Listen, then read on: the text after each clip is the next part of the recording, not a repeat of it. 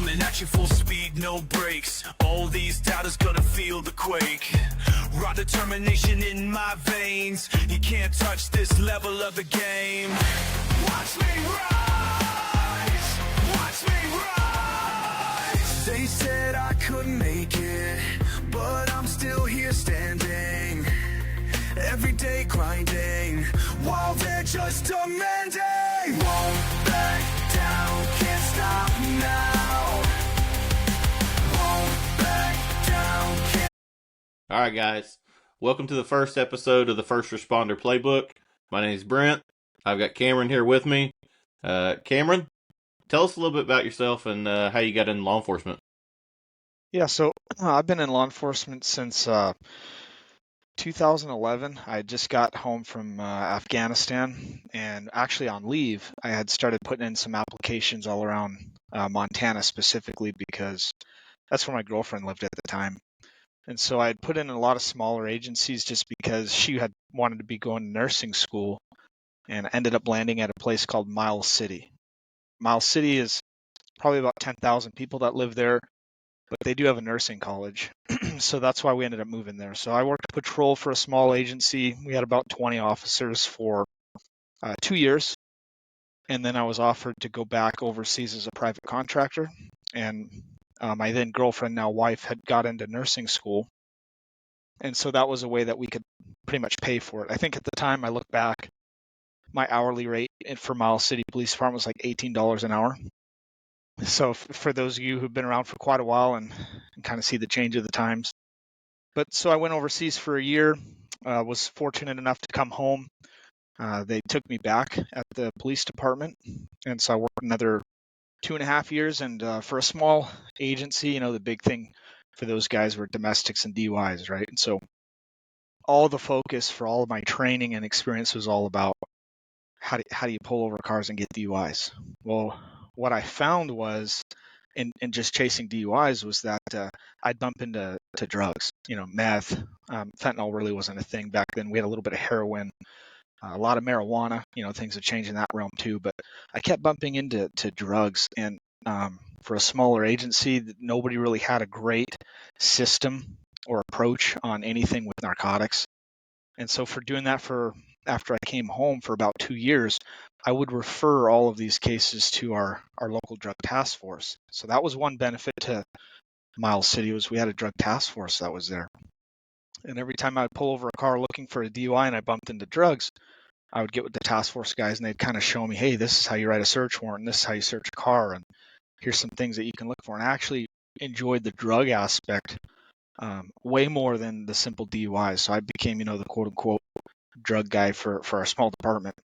And so that went on for about 2.5 years. And then the agency was called Montana Division of Criminal Investigation, which is who I work for now. And they had an opening. For those of you who aren't familiar, there was an oil boom in North Dakota region that happened. Yeah, so that was a big deal back in 2014 till probably about 2019. Towns were going from 10,000 people to 50,000 people in just a year. And so they don't have the infrastructure for that, and everybody's making a ton of money. And with all the money and the young kids that were coming, 22 years old working for oil companies, came in all the crazy crime with it. So we had organized crime, we had Hell's Angels, we had big time distributors. We had literally there was a bus that would come from Las Vegas every 2 weeks, and they would bus strippers up to work for these oil. They'd make more money stripping in the oil field camps than they would back in Las Vegas. And so that kind of exploded, and it got to the point where the FBI actually put a satellite office in this town called Sydney. So Montana Division of Criminal Investigation, they opened an office out in Sydney, and they called and they said, hey, Cam, we know you like the drug stuff, and we can't really find too many guys that live out in this rural area that would be interested in a job. What do you think about applying? And so I did. And that's what started now I've been with Montana DCI for 9 years. And so that's where I started working some undercover and kind of went from there. Awesome. So let me ask you this. I worked Montana and Oklahoma, I'm sure, are pretty similar, because when we say small towns, we're talking 6, 7, 8,000 people. And then, somebody from California, they think small town, 50,000 people. Which, don't hold it against me. I spent a lot of years in California prior to I, all this. I So won't hold that against you. But it's completely different. yeah, definitely. I worked at a smaller agency that's probably about the same size, and there'd be nights where there's just one or two guys out, and you are everything. You're your own detective. You're your own DUI cop. You're narcotics cop, and it's a lot of times it's trial by fire, and you have to like learn yourself and like get up on case law and like new tactics. And those agencies a lot of times they're like, man, we don't have it in the budget to send you to a paid training, and so you go Right. out there and find your own training or pay for it yourself. Yes. Is Which, that by was the that way, pretty? you bring up a good point there. One thing I found out on my own early on was that I had a habit of kind of waiting around for somebody to show me how to do something. And the reality is that day's not coming. You know, uh, if you kind of push yourself to figure a lot of that stuff out for yourself, what you'll find is then sometimes your own supervisors will end up coming to you and asking how to do things. And so I always encourage guys with training, taking the time to really figure it out on their own. Nobody's going to hold your hand and show you how to do it.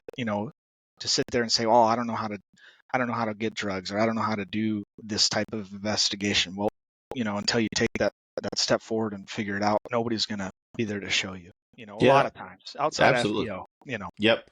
And that's when a lot of times you have to network with other agencies around you and stuff and work with those guys Absolutely. that have a little bit more experience and like pick their brains. And it's nothing against the people you work with, but if they don't have those experiences, they can't help you.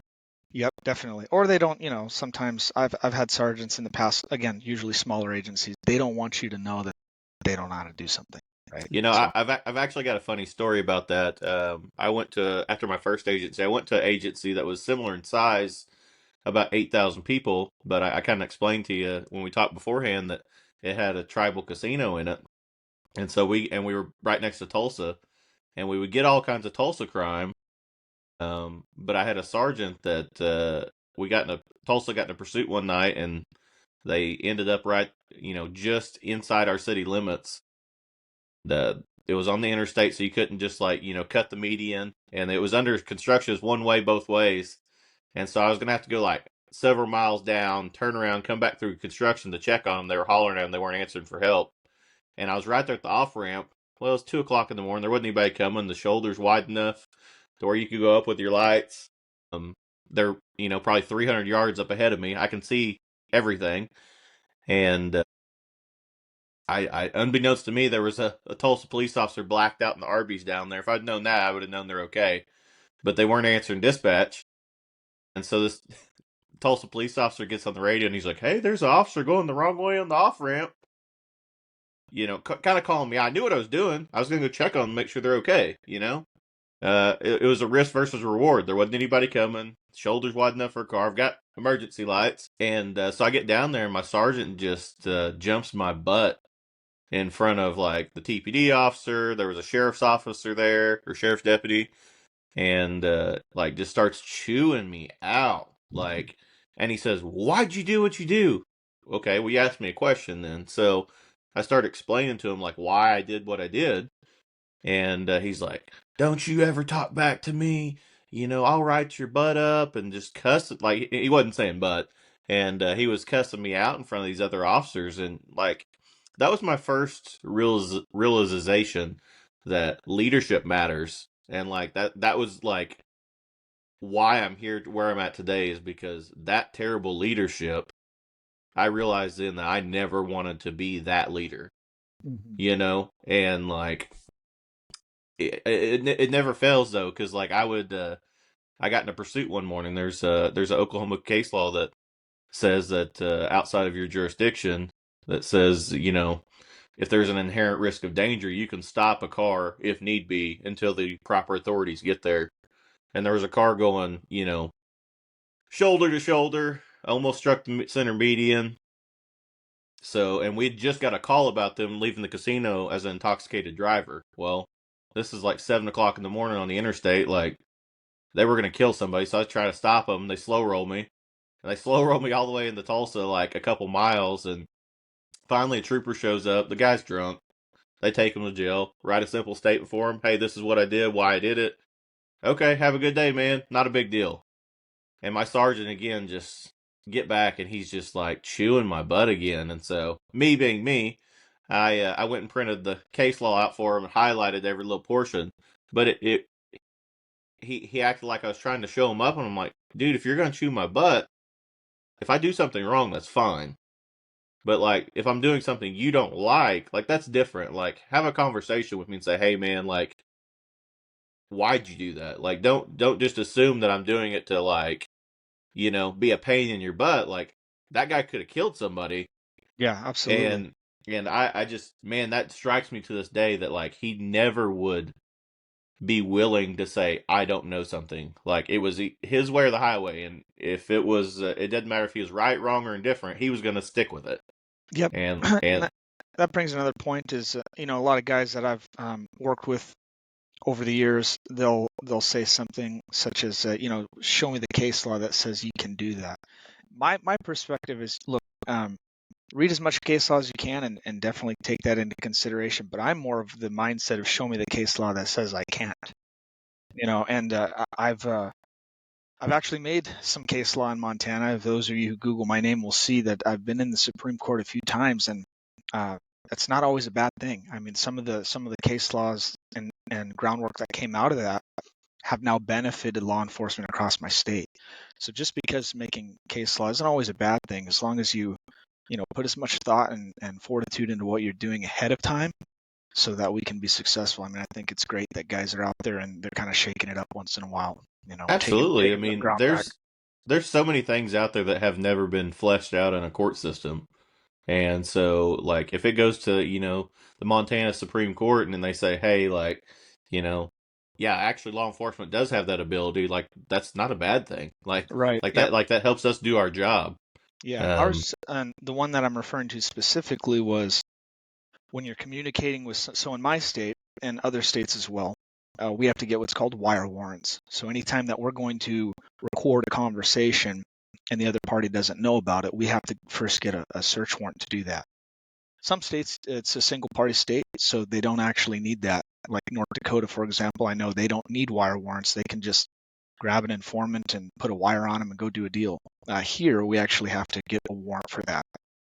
So the whole argument came is when I was talking to suspects online, which we can talk about later and get into that. But when we're communicating online with some people, some bad doers, do I need to get a search warrant to memorialize those conversations because they're typed written communication? So ultimately what the Montana Supreme Court has said on this, as well as multiple district court rulings, is that we don't need a warrant if we're engaging with someone through communication online, because once you send that message, once you send that email or that private social media messages, you no longer control what the recipient does with your message. They could print it on a billboard. They could CC it through an email to anybody who wants to see it. They could print it and keep a copy of it.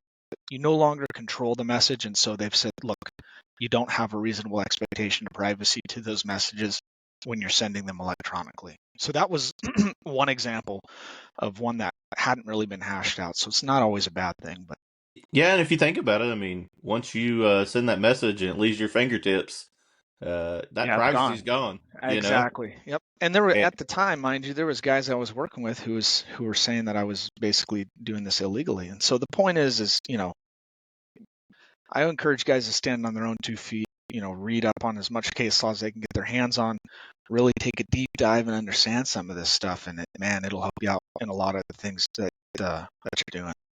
and it's funny you talk about, because I am kind of familiar with like those boom towns up in North Dakota, just because I've had some friends go up there and work, and Oh yeah, that there's a and lot of they money being made. well, yeah, that's what they said. You make a ton of money, but he said that's kind of like the wild wild west. Yeah. And you think about it, I mean, North Dakota is probably one of the smaller states population wise, and those towns where they were at probably didn't have the law enforcement capacity to go from towns of 4, 5, 6,000 and then booming out like that. Like, they're playing catch up. Yeah, just for the listeners who aren't familiar, during that time, I'll tell you how bad it got. The city had to come out with ordinances on how many campers you could rent out in your front lawn. because they would basically put 4 or 5 campers in their front yard and rent them out for $2,000 a piece a month, and there was still nowhere to live. You know, it's funny. I've got a little bit of experience with that, and it kind of shaped me where I'm at today. When I got out of college, I was kind of just shotgunning apps everywhere across Oklahoma. Like, hey, like I want to get on somewhere. I want to work. And there's a town probably about 7,000. It's right off I-35 in Oklahoma. And I go up there. I interview. It's about 3 hours from where I live now. Completely away from my friends, family, everybody. But by God, I wanted to be the police. And I get up there and they're like, hey, we'll offer you a job. Like, we'll help you find a place to stay. Like, cool. Like, so I get up there and like, there is nothing up there because the county over is even smaller. And they had, at the time, they had the natural gas boom going. I believe it was natural gas over there too. Um, so like everything was like rented out within like 30 miles of town. And there's not many towns within 30 miles, but they wanted you to live within a certain time frame, and there was nothing there. And they're like, hey, man, you want to stay in our FOP lodge? And me being new to law enforcement, I'm like, yeah, absolutely. I'll take that up. And so I get down there, and like I've got a car full of stuff. My parents are with me, and they're like, hey, man, here's the key to the FOP lodge. And we get down there, and it's like in a back alley with like bars over the windows. And we go in there, and there's like open wires hanging down from like the ceiling, and like there was some sort of like substance in the bathtub that looked like a gremlin almost. It was so big. And my dad was in law enforcement for 40 years, and he's like, listen, like I'm not gonna tell you no. He's like, but just from my experience, like this is probably not a place you want to stay at. Jumping into a new career and not knowing anybody and living in a back alley. Mhm. And Definitely. it hurt. It took me another year or two to get a job, but I told him, I was like, hey, listen, I'm not staying in a back alley 3 hours away from home. But Yeah, I mean, it was the definitely. same thing. There was nothing to stay there because everything was rented. Even like hotel rooms, they were like, "Hey, we can rent your room for like a night, but like past that, like we don't have anything." And it was just crazy. Like, they just didn't have the infrastructure to like handle it. But they got to stay somewhere, and it's kind of the same deal. They were passing like ordinances and stuff to like regulate it because it was all new and like growing, and it was crazy. So, but let me ask you this. So you were on the Montana side. Mhm. How much spilled over from North Dakota into Montana? If you're if you're towards Montana's a big state. It's actually the fourth largest state in the United States, so we're pretty big. If you go on the eastern side of our state, there's a lot of bleed over, and the reason for that is if you live in eastern Montana, the closest metropolitan city with any kind of a population base where a lot of your drugs or prostitution or whatever your crime would be is closer to North Dakota than it would be for your nearest Montana city. So there's actually quite a bit of crossover. A lot of my when I worked up in Sydney, a lot of my undercover work that I did, a lot of my bigger cases were actually in North Dakota. That's awesome. Hmm. And you don't think about those things. Somebody that's not from the area, but like, I mean, you think about it, like Montana is huge. Yeah, And correct me if I'm wrong, but like Eastern Montana, geography wise, is completely different than like Western Montana because it's more mountains along the west, and the east it's like more prairie land, if I'm not mistaken. yeah, a lot of prairie land. They call them, gumbo hills, and you got a lot of sagebrush. Obviously, big industry out for the eastern side of our state's hunting. You know, Yeah, yeah, totally different topography. I mean, it's similar to just two totally different states, really. yeah. Yeah, Uh, um, so let me ask you this. So how did you get into training law enforcement officers? yeah. So, one of the functions of our state agency that I work for is training. So we train at the academy for anyone that's going to be certified to become a law enforcement officer, and then we do some agency trainings all around the state in various topics, everything from homicide investigations to drugs to human trafficking. I mean, you name it. So that's kind of one of our functions as an agency. So what had originally happened is I found a lot of success working through social media. and that is not necessarily the open source stuff that a lot of officers are accustomed to, where you're going to go onto Google or Facebook and you're going to gather information or evidence for a suspect in crime that's already been committed. So a lot of what you'll see in training now is open source, right? But out of necessity, I was going online and meeting criminals and trolling them into my personas. Some of that's through like parking lot stings, where a guy will message me, hey, we'll line up a deal, and then we'll meet at Walmart. When he gets there, we pull him over, and then we kind of grow the case from there. But we've also done a lot like packet parcel interceptions, interdictions, where guys are telling us that online that they're traveling to California or Vegas or Denver, and they're picking up loads, and then we're pinging their phones or put trackers on their cars, and we're pulling them over when they get back. So I was doing a lot of that, which surprisingly at the time, going back to 2012, 2013, was really uncommon. And actually, in a lot of ways, it's still uncommon today. There's not a lot of state and agencies or departments out there that are doing this stuff. And so if you saw how much work you could get by just throwing on some accounts, it probably shock a lot of you guys that are listening. But so I started doing those, and what happened was Idaho had met me at a conference, and they said, hey, would you come down and teach this 2-day training to our Idaho State Police? And so I did through my agency, and it went great. I think there was 30 guys that came, and they enjoyed it. So then shortly after that, North Dakota called and said, hey, we heard that you did this training over in Idaho. Can you come over to North Dakota?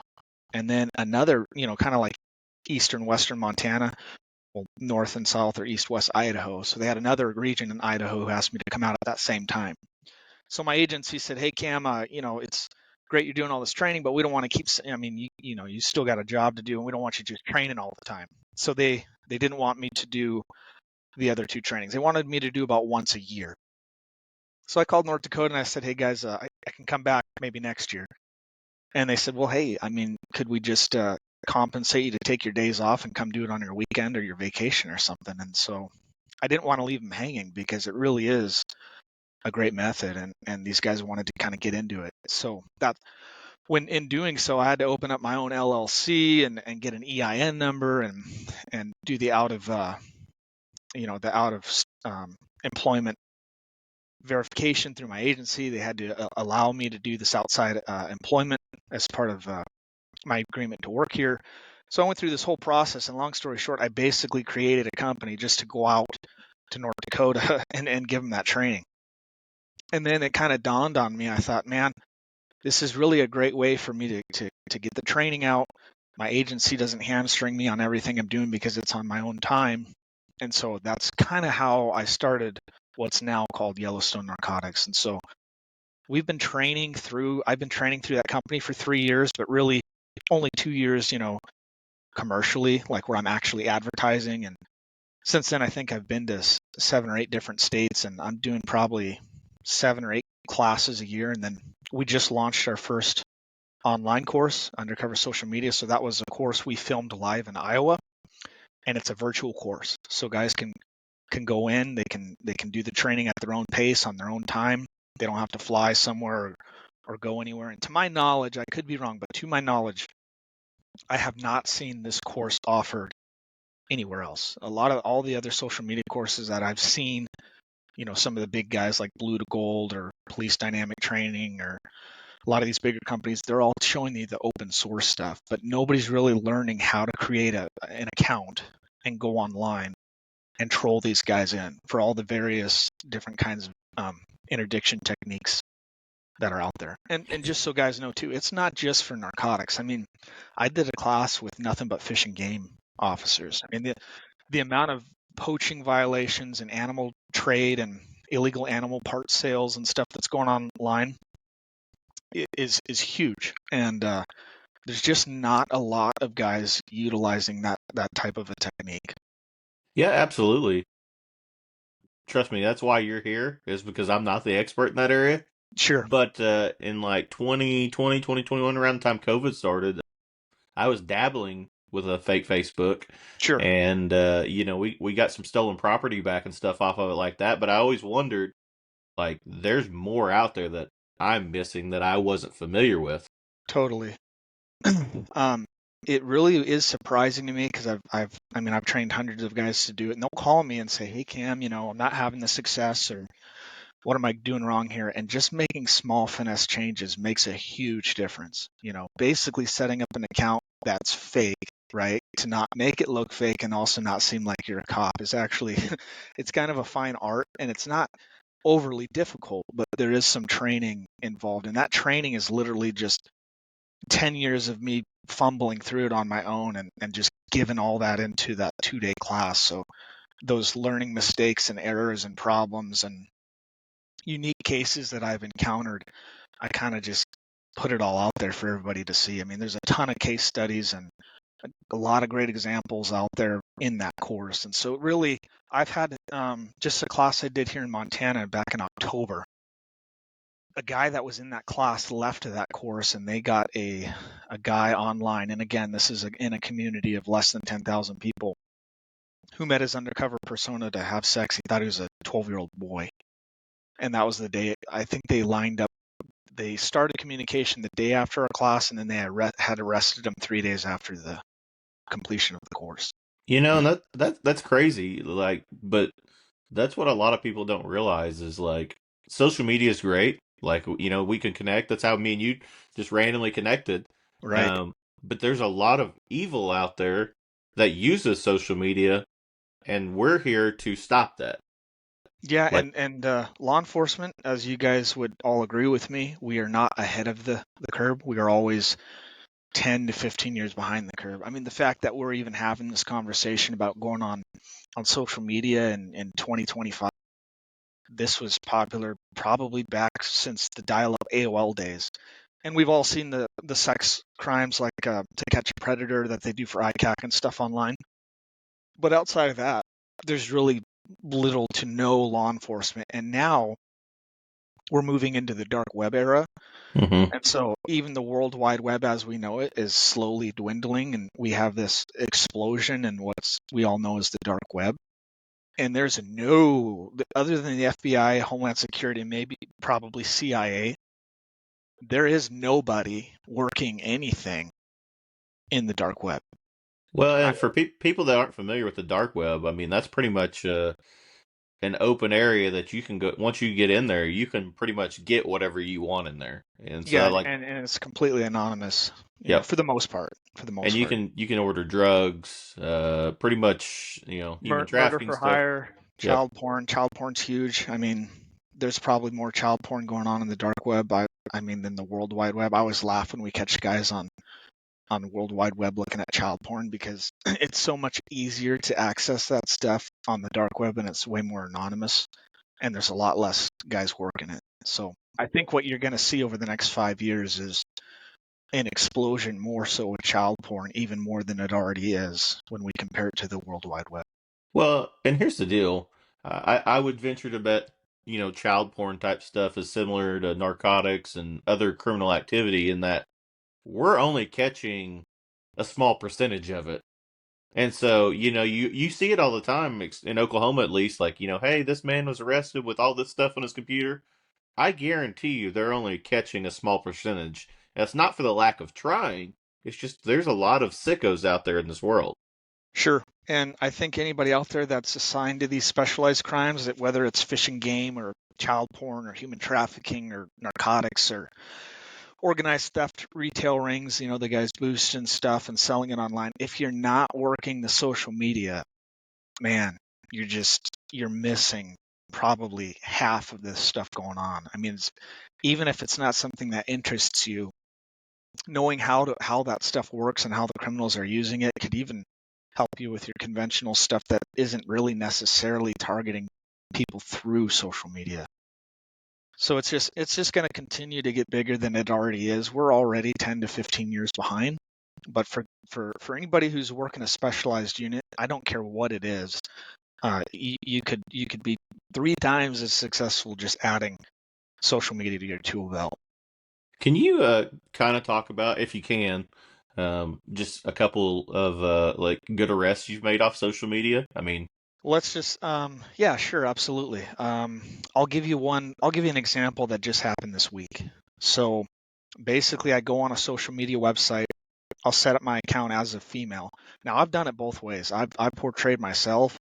I portrayed uh, a male profile that's not me, and then I portrayed female profiles. And so, I'll get asked on the stand a lot. Why are you're trying to entrap these people, which is why you're portraying a female, and that's just simply not the case. The reason that I'm a female is because every one case I'll get portraying a male, I'll get 10 cases portraying a female. And then you think, well, why is that? Well, um, because there's probably about 10 times more males than females, especially on a lot of these dating apps, even. And they're a lot more likely to meet because as a male, they might be more concerned about being robbed or beat up or set up, whereas or that I am a police officer, whereas a female, they see a lot less risk. Okay, so there's a ton of reasons for that, and that's a whole nother conversation. But I portray a female online. I'll set up my account so that anyone who looks at it sees that I am involved with dangerous drugs, and there's a technique and method to that. I'm not exactly posting I like methamphetamine. You want to do it where someone who's involved knows what that is, but maybe somebody who's not involved with dangerous drugs wouldn't necessarily know what you're posting, right? And so inevitably I'll have dozens, sometimes even hundreds of people who are trying to communicate with my profile online. So this one we did this week, a guy offered me meth because he had seen my profile. We made a deal to meet. I actually brought him into a different county because I knew this county would be a lot more harsh for him for his penalties. And while he's on his way to show up, he mentions that he has his 4-year-old child with him in the car. So he's coming to do a drug deal with a female. He's brought his infant child with him. As soon as he gets there, we pull him over. We pull him out of the car. This guy was convicted of deliberate homicide back in 1992. So he had a 60-year state sentence, but our lovely state here gave him 30 years of good credit for, quote, good behavior. So he's now out of jail and dealing drugs, and so we set him up, arrested him, we removed the child. This is a whole nother class I do, but for child endangerment investigations, I think a lot of us are dropping the ball on that. We assume that when we call Child and Protective Services that they're doing everything they need to do, but the reality is they're not, because they're not sworn law enforcement. They can't go force search warrants. They don't have any arrest authority. There's a lot of things that we can do that they cannot.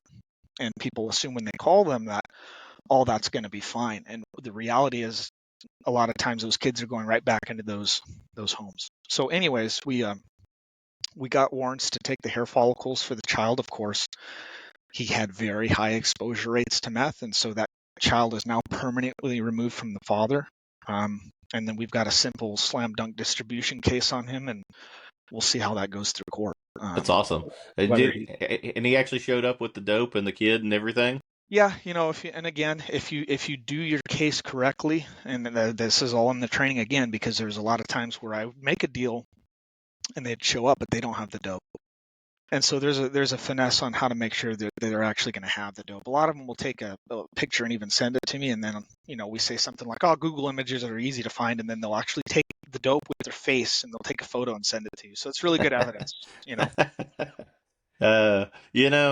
I laugh because sometimes criminals aren't the smartest people. They can be, but then sometimes I do stupid stuff like that, and you're like, dude, come on.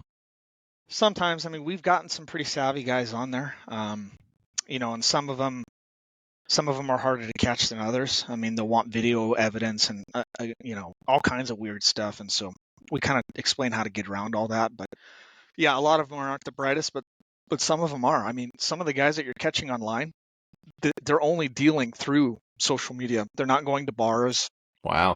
They're not going out. They're more comfortable with dealing to people online. I've caught basketball coaches. I caught a defense attorney, business owners. Yeah, I had a guy that owned a chain of restaurants. He showed up with cocaine, meth, heroin, and a loaded firearm.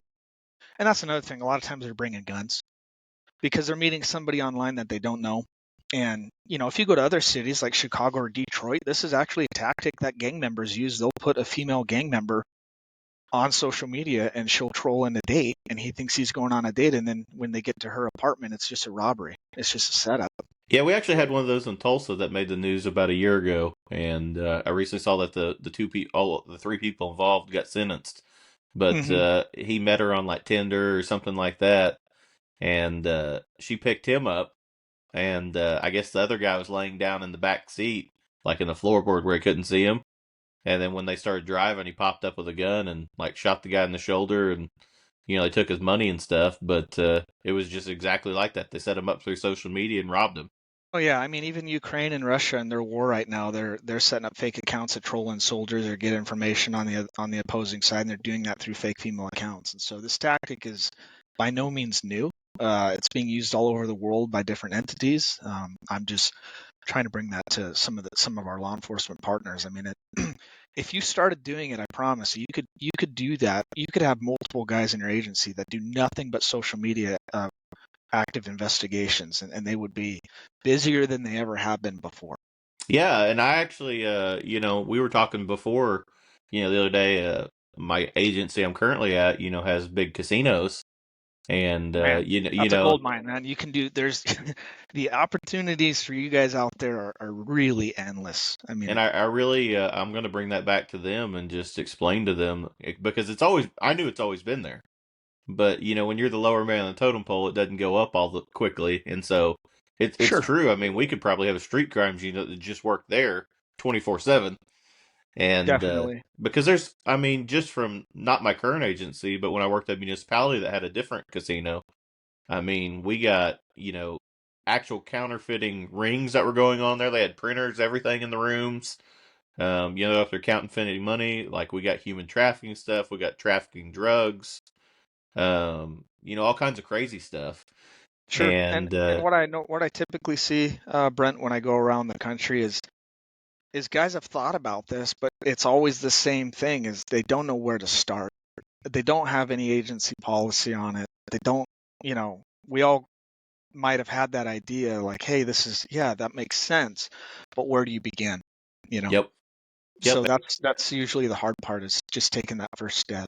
absolutely. I mean, because it's hard to explain to your administration a lot of the times. Um, about a problem and you don't have anything, if you don't have a solid answer of like, this is how it's going to play out over the next 6 months to a year and a half, they're like, is it really that big of a problem? But if you actually got dedicated to that for 6 months to a year, you could go out there and show those results. Well, But Brent, you're gonna listen.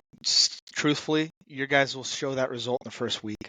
yeah, and I mean, It's not gonna take more than 7 days for you guys to start seeing this. yeah, and I mean, when you're a general patrolman, I mean, you got domestics you got to go to, burglary, stuff like that.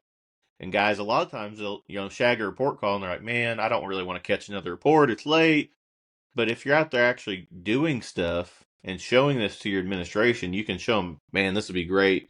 And so a lot of times you have to take that extra effort as a patrolman to show those results. Like, hey, I'm working this area. Like, this is a high crime area. We've got a problem with this, and this is how we're going to solve it.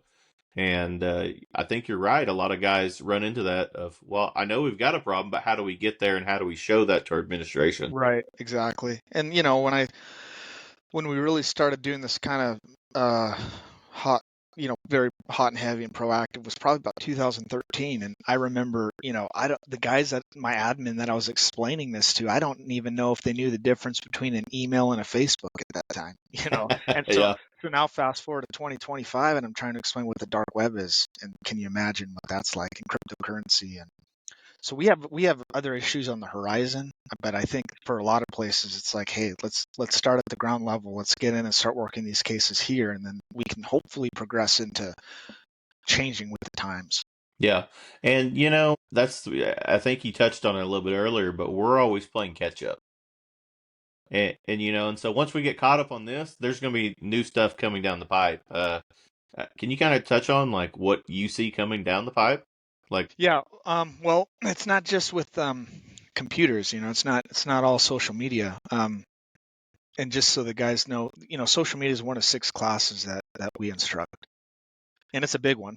But there's other ones, like we've got another course called Technology in Today's Investigations. And so this is all about being proactive and progressive with things that are changing. Another thing that's changing is, for those of you, have you ever heard of Cash App? Yes. Yeah, it's been around for a while. Okay. Cash App is, a lot of places they kind of understand what it is, but basically it's pretty simple. It's just like Venmo. It's a peer-to-peer money transfer service, right? So you can send money directly to anybody else who uses that. Well, we're seeing criminals that are using a lot of Cash App. And Cash App is kind of replacing, I don't know if working in Oklahoma, you ever do a traffic stop and you pull somebody over and they have 100 prepaid debit cards. Some of them The even are in the package, or they still got the stickers on them. the green dot cards.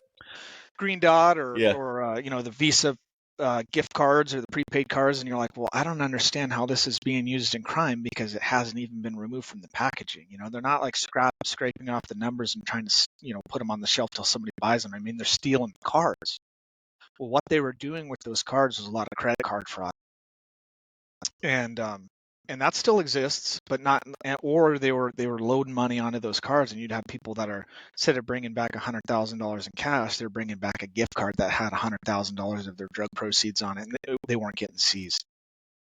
And so that's one of the, that's a slow transition. We're still seeing people that are doing credit card fraud. We explain all this in the technology course, but what's really happening now that's replacing a lot of the prepaid credit card game is going through Cash App. And criminals are paying each other, or they're buying drugs, and everything's being facilitated through Cash App. And so if you were to write one Cash App search warrant, which is pretty easy to do, and let's just use the analogy that it's a drug case, you're going to see every single person who has sent him, your suspect, money, so you can identify all of his customers. And then you're going to identify one or two people that he's sending his money to. And so through that search warrant, you're now identifying who his sources are without even talking to him. And when you do a Cash App warrant, depending on the verbiage you use, you're going to get all of your suspect's transactions and all of everything that he's doing. But you're also going to get all the bio data from all of anybody he's ever sent money to or received money from. So if you wrote one good search warrant on a suspect, I might have 10 targets that he's dealing to, and then I'll have one or two sources that he's being supplied by. And a lot of guys in the drug world, they'll say, "Oh, we don't work down." Well, I've always the guys that I train, I say that's silly. I don't ever want to hear you say that, because we do go down, because if I go work his customers and then I work them, you think they only have one supplier? No. So sometimes we go down just so we can go back up in another direction. And so I'll target his customers, and then I'll find out, oh wow, they have these other 3 dealers that they're working, and those dealers might even be bigger than the original one that we had caught. So that's why I said with one Cash App, you can parlay those into more Cash App warrants and more Cash App warrants. And I've had a case where I wrote 3 Cash App warrants, never talked to anybody involved, and I had identified a guy from Arizona that had a storage shed with 100 pounds that he was dealing to all these people that trickled down all the way to Montana. So in 3 Cash App warrants, we had basically identified a guy in Arizona with a storage unit with 100 pounds. And that's crazy, because, I mean, you make a good point that drug users are not monotonous buyers. Like, they're going to buy who has the product at that time.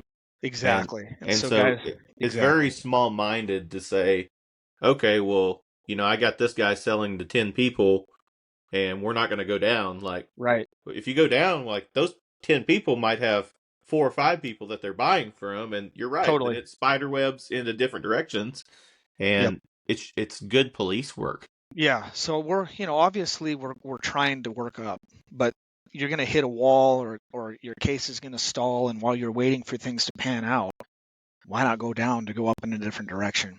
And another thing I hear a lot is, well, if they're dealing today, they're dealing tomorrow. I hate that. I hate hearing that, because understand that drugs, you got to catch them in transit, and they're never stagnant for too long. So yeah, you might say, oh, we'll let him go if he's dealing today, he's dealing tomorrow. But how is he dealing, and how much is he dealing, and how is he getting it, and where is he supplying to? And that changes. I mean, a month in the dope world is like a year. It's like dog years.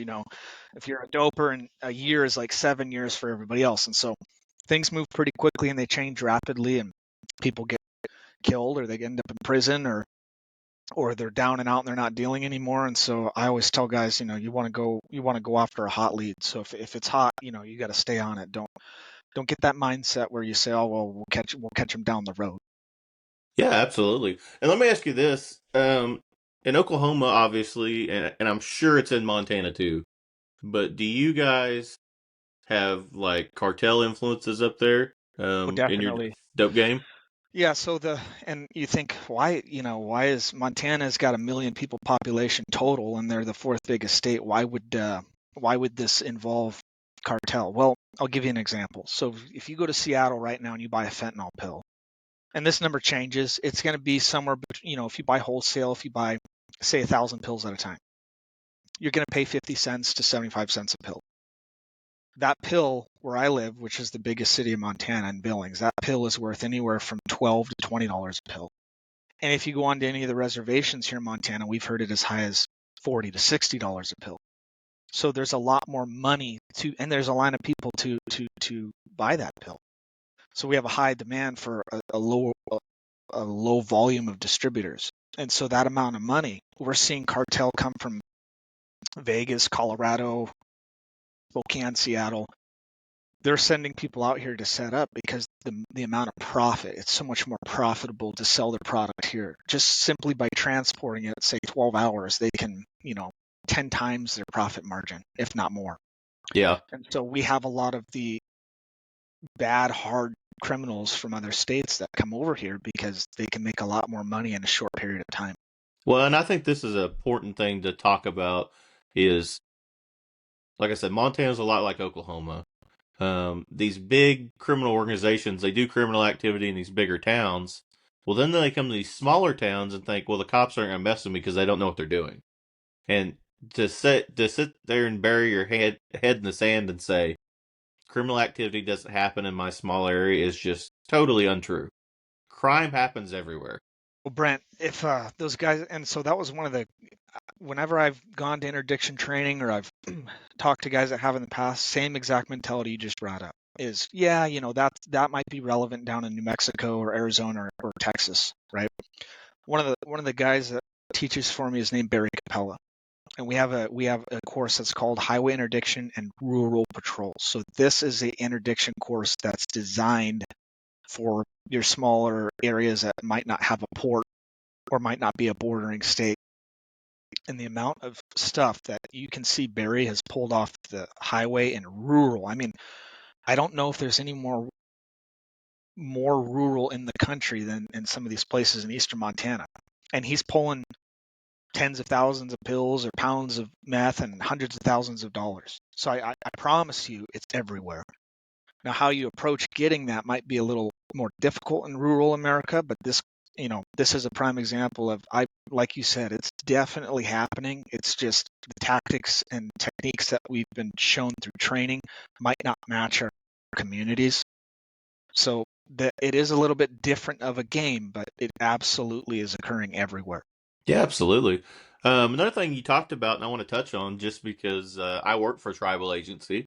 How well do you guys work with tribal agencies in Montana? Because these places, they do go to reservations and then they upcharge, tribal citizens for these pills or methamphetamines. And so they're bringing these hard drugs out here to introduce them to them, and they're using them and getting that problem started.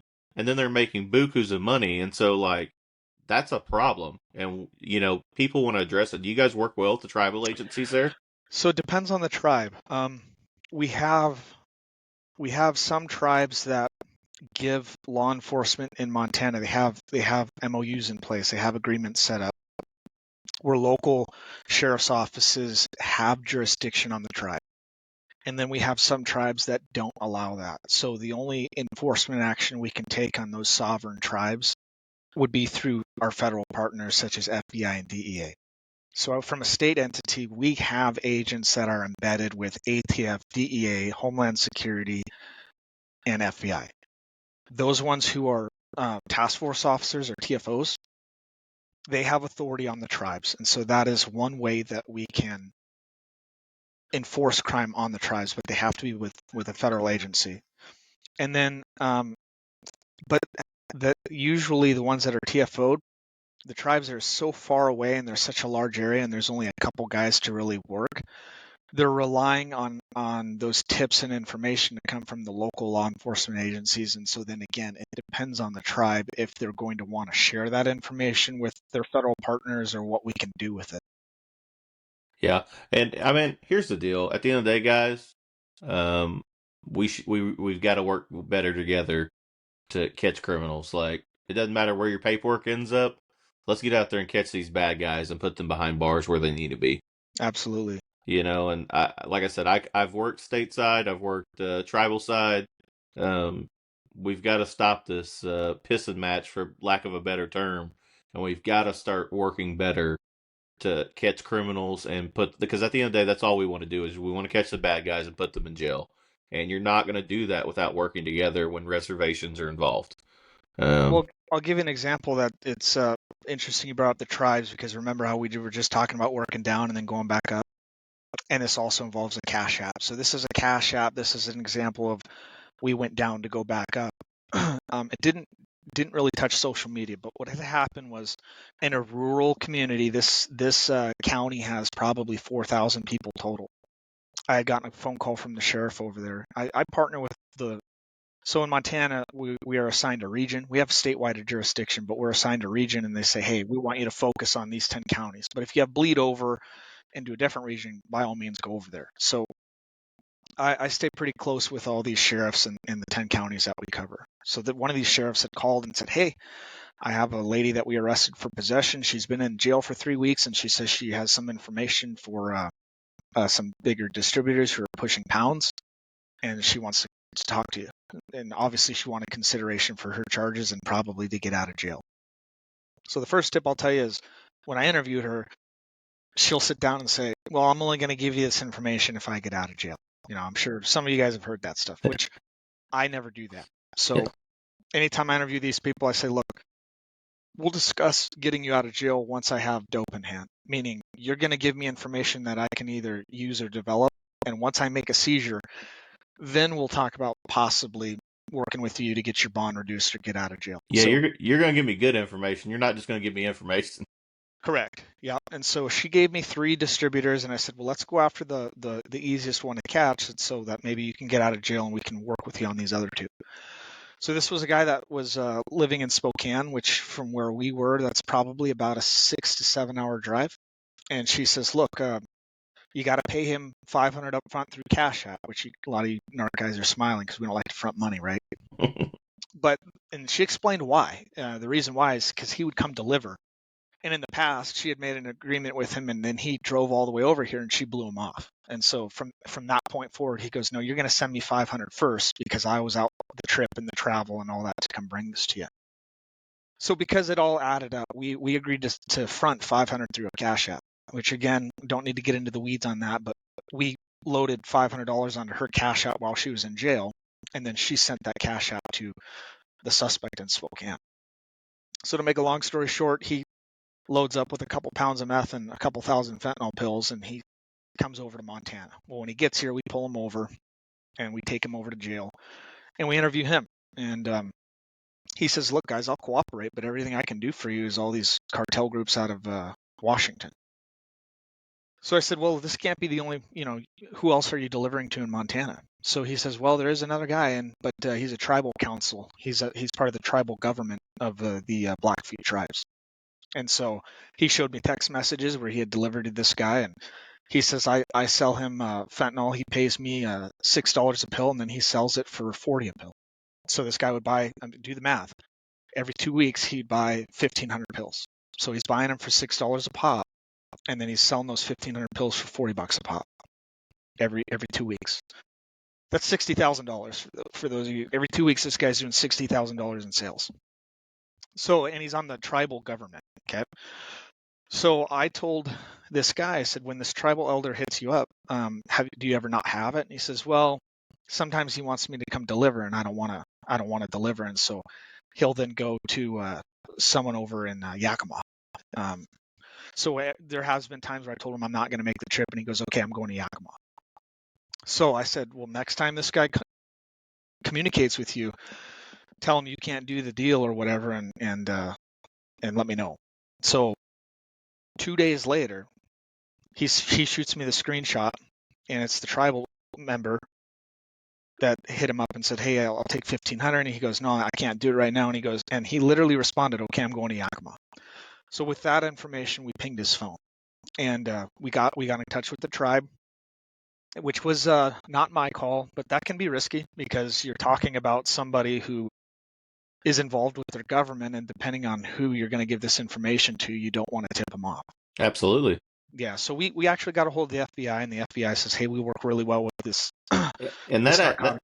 not to interrupt, but that's anywhere. That's local Yeah. government, sheriff's offices.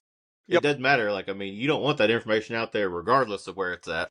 Correct. And so we trusted our FBI partners because they work close with the tribes, and they explained, "Hey, we know who to call, and we're going to do this. We want to involve the tribe." So we did, and we went up there that night. By the time we got up, that was about an 8-hour drive from where I'm at. So we got up there about 2 a.m, and the guy we're pinging his phone. So if it were up to me, we were just going to pull him over off the reservation, right? But the tribe really wanted to get him on the reservation because they had so many overdoses. I mean, their overdose rate for deaths was like 600 times the national average.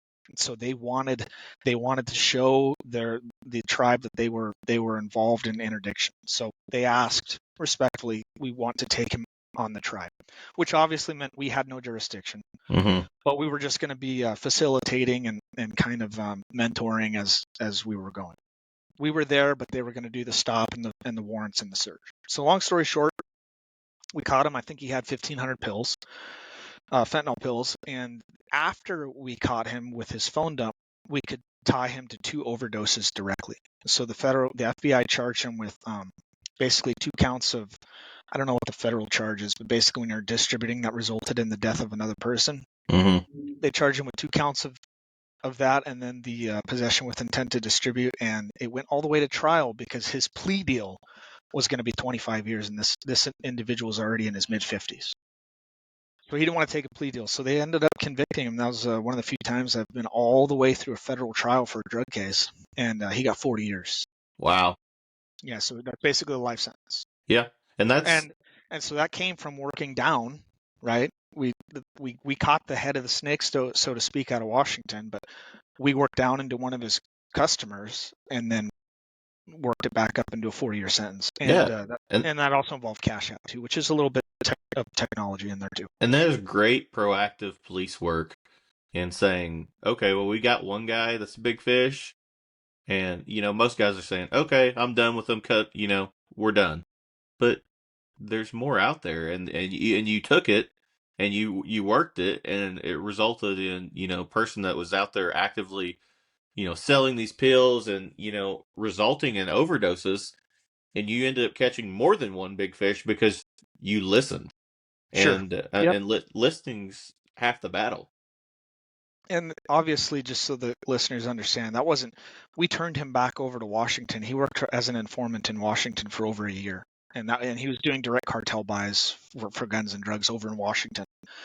But that was an example working down into anybody who's going to be a customer of his in our state is probably the largest dealer within our borders. So any of his customers where he's going to drive a load down from out of state is somebody that you want to look at. And so for those of you guys that are out there, when you catch an out-of-state distributor and he's going to give you all the information about, hey, I can buy from these people. Say you're in Oklahoma, I don't know, a source state for you would be maybe Florida. Yeah, I don't know if it goes that way. probably Texas. Okay, so say Texas, and he's going to give you all this stuff into Texas, and you guys are like, well, that's great information. We'll pass him down there. But don't forget to ask him who his other customers are in Oklahoma. Mm-hmm. Because those are all targets that are going direct source from out of state. Those are going to be your biggest dealers that he's distributing to, and people forget to even ask him that. Let me ask you this, because I talked about the cartel stuff. In Oklahoma specifically, cartel's kind of like the big brother. They're your main supplier. They're bringing it up, but then they're pushing it out to local gangs, street gangs, race-based gangs, stuff like that. Do y'all have that issue in Montana? We do. And really, I wouldn't say they just target the gangs. I will say that the cartel loves to distribute onto the reservations, and typically how that how that looks is a lot of them are actually marrying women in the tribes so that they can get their tribal affiliation. And then once they have that, they're setting up shop, so to speak, on the reservations where they know really the only jurisdiction that can go in there is either the feds or the locals, and the locals are overwhelmed and they don't know how to deal with it. Mm-hmm. And so what they'll do is they'll set up shop on the reservation, and then all of our distributors who are being supplied are going out onto the res to pick up. So they're really honing in on the sovereignty of the tribes out here Yeah. for sure. See, we run into a lot of street gang stuff in Tulsa. You know, your traditional Bloods, Crips, Serranos, Norteños. Um, well, not really too many Norteños, mostly Serrano gangs. Every once in a while, you'll see some Latin King stuff, and that's specific. I mean, don't get me wrong; it happens in the rural areas. It's a weird thing in Oklahoma. You'll see somebody throwing up Blood or Hoover Crip, and then they're riding a horse out in the smaller towns too. It has progressed outside of Tulsa too. But Our game. Oh, go Go ahead. ahead. I was just going to say, we also have a large influx of prison based gangs that start in the prison and then they work outside of the walls once they get out, and then they're slinging dope through them too. You know, you'll have your Universal Aryan Brotherhoods, your Irish Mob, your Indian Brotherhoods, stuff like that, that are really Oklahoma specific versions of, you know, a bigger national organization that, you know, may have started in California or wherever. Um, but they're Oklahoma specific, and they started in the prisons, and you'll see a lot of times, you know, through burner phones and stuff, that guys inside the walls are still running these drug rings through burner Yes, cell phones. for sure. And it's just crazy how much these web out, and you're like, oh my God, this guy that I popped in small town Oklahoma for, you know, trafficking fentanyl, and it turns into, you know, his tentacles are everywhere from that. Definitely. We've seen that as well. I mean, it's gang members that are in prison, say in California, and they're orchestrating loads of, tens or 20, 30 pounds into Montana at a time. They've never even been to Montana, and they're inside the jail. And so our gangs here, we have had an explosion for us for gang related crimes, and they're really just not to an organized point as what you've seen in other states. So the gang activity out here in Montana, it's still up and coming. They're still constantly trying to organize themselves, but more of the more regular gangs that we're seeing that are pushing large loads, they're coming from out of state and then they're bringing it in. We don't have the organizational structures of gangs that a lot of other more populated states have. I'm sure we'll get there, but that's still kind of an up and coming problem here in Yep. Montana. So let me ask you this, because I don't want to tie up all day of your time. Tell me, if I was Joe Smo, police officer, how could I bring Yellowstone narcotics to me and teach my classes? Super easy, man. I make it as seamless and easy as possible. If you're ever a host, it's free. So you automatically get 2 seats just for hosting. We've got 6 different courses.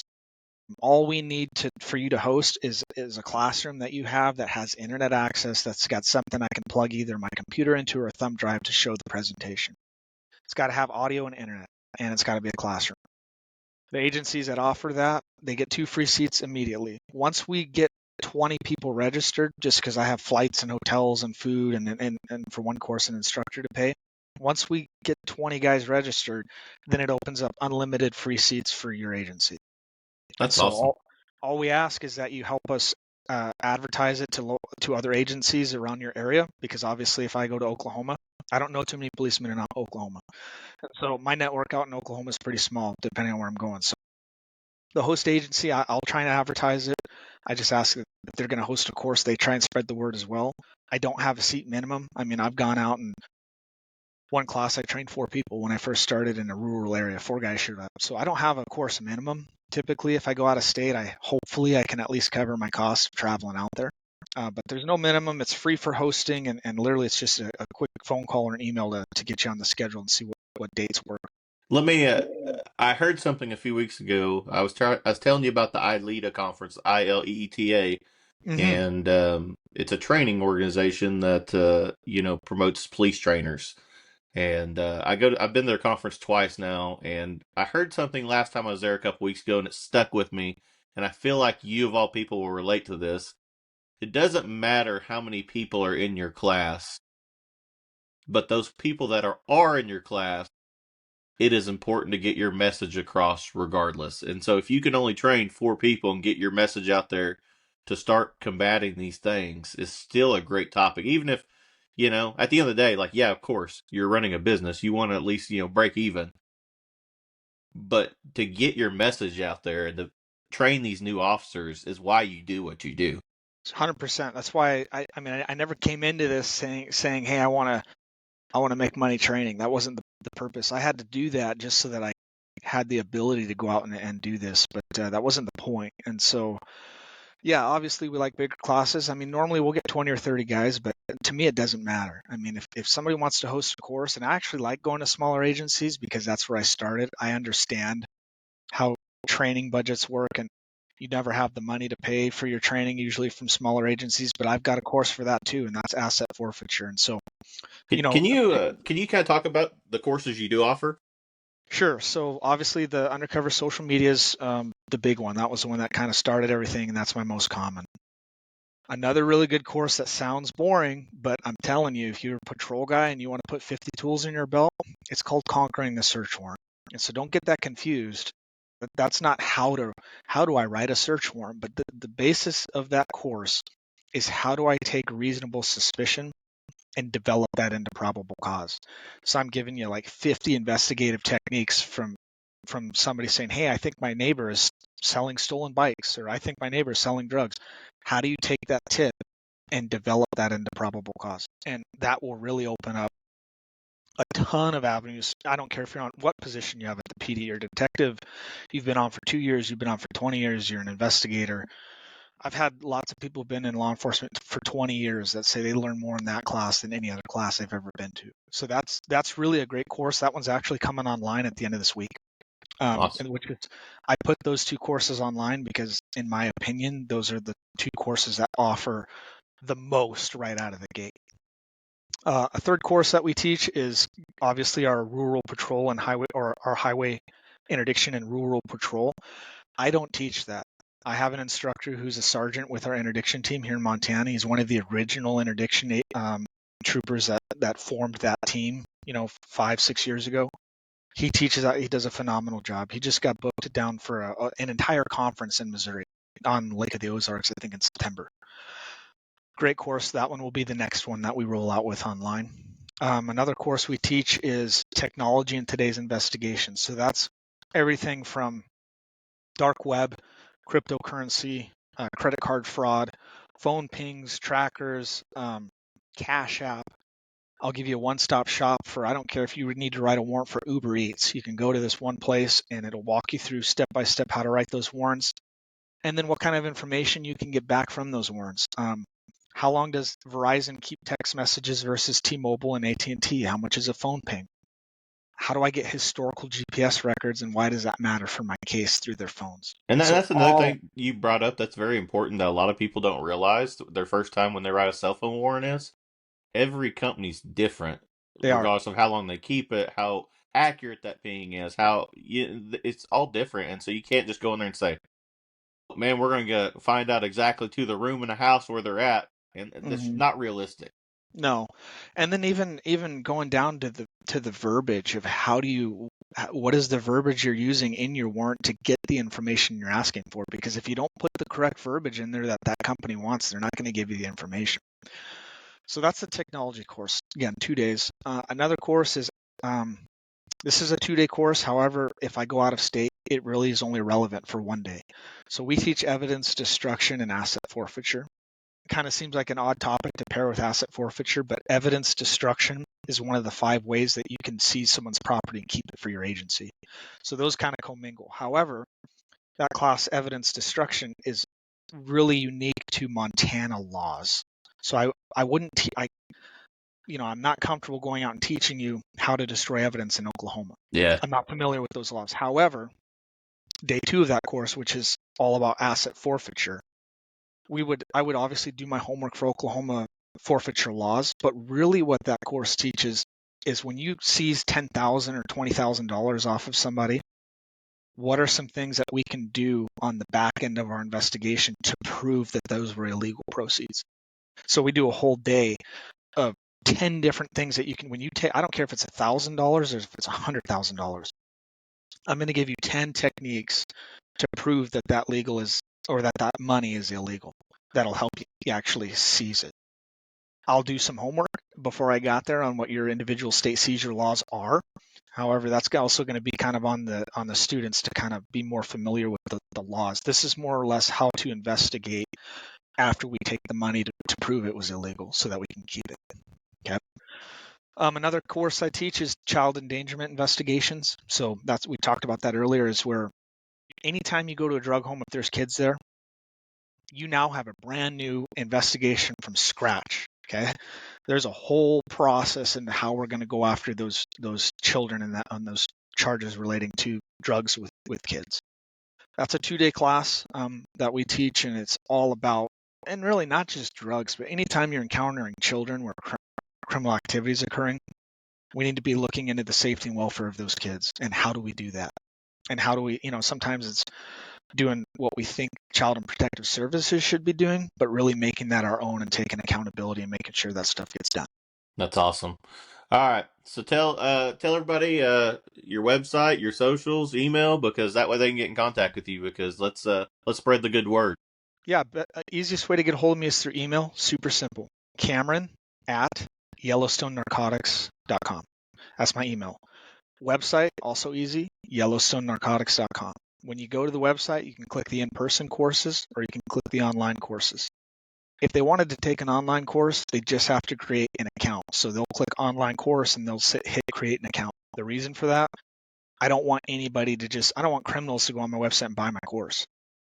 So when they sign up, they'll have to take a picture of some kind of law enforcement credentials that they'll upload with their account.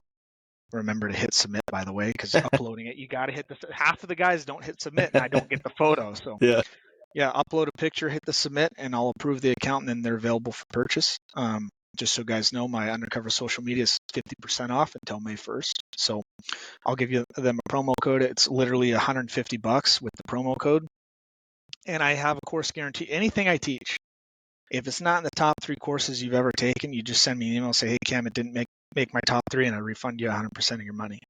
That's awesome. That's customer service. Yeah. Yeah, I've never had somebody call me on it, by the way, but if they do, please, if it's not in the top 3, then I don't want the money. Yeah, for sure. What's your you got a Facebook page? Yeah, Facebook is, if you just type in Yellowstone Narcotics, you'll see 2 pages. One of them is my business account, but one of them is my account. You'll notice because my main account has 5,000 friends, and the other one has 50 because I just don't really go on there. We've got an Instagram page, and then, or they could just call me. My phone number is 530-961-2001. They can just call me directly anytime. Awesome. Hey, thanks for taking the time with me today, and let's spread the good word and keep up the fight. Yeah, thanks for having me on, Brent, and it's been a pleasure, and I've enjoyed it. So thanks Awesome. Thanks for having me on. Appreciate it. Have a good day. Hey, you too, Brent. Thanks a lot. Bye.